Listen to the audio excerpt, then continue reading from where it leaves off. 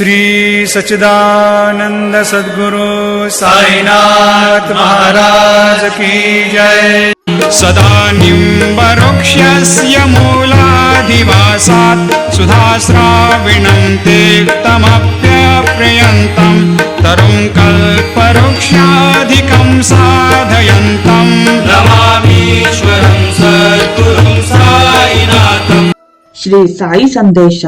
ಆತ್ಮ ಎಂದರೆ ಏನು ಎಂಬುದನ್ನು ತಿಳಿ. ಅದು ನಾನು ಅವನೂ ಆಗುತ್ತದೆ. ಇದೇ ಆತ್ಮ. ಆತ್ಮವೇ ಬ್ರಹ್ಮ. ಆತ್ಮದಿಂದ ಆತ್ಮವನ್ನು ಕಾಣು. ಆತ್ಮಕ್ಕೆ ಕರ್ತವ್ಯವಿಲ್ಲ, ಪಾಪ ಪುಣ್ಯಗಳಿಲ್ಲ. ಅದು ಬ್ರಹ್ಮ. ಅದು ನಿರ್ಮಲ.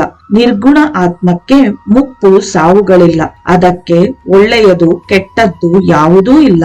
ಅದಕ್ಕೆ ಆಕಾರವೂ ಇಲ್ಲ, ಆಕಾರ ರಹಿತವಾದದ್ದು. ಅಲ್ಲಿ ಭೇದ ಅಭೇದರ ವ್ಯತ್ಯಾಸವಿಲ್ಲ.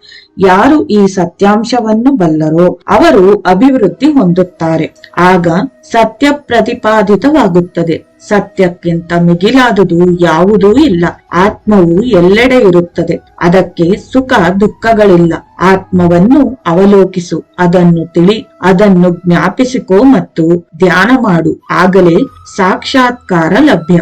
ಈ ಒಂದು ಸ್ಥಿತಿಗೆ ಬಂದಾಗ ನಿನಗೆ ಮುಕ್ತಿ ದೊರಕುತ್ತದೆ. ನೀನು ಎಲ್ಲಿಯೇ ಇರು, ಏನೇ ಮಾಡುತ್ತಿರು, ಇದು ಸಾಧ್ಯ. ಆತ್ಮವನ್ನು ಆತ್ಮವೆಂದೇ ತಿಳಿ. ನೀನು ಎಲ್ಲರನ್ನೂ ಆತ್ಮೀಯರು ಎಂದು ಭಾವಿಸಬೇಡ.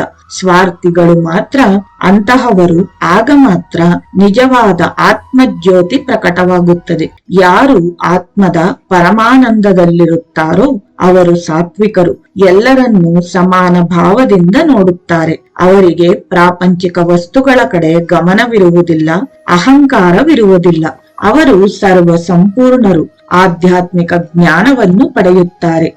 ಅವರು ಈ ಉತ್ತಮ ಸ್ಥಿತಿಯನ್ನು ಪಡೆಯುತ್ತಾರೆ.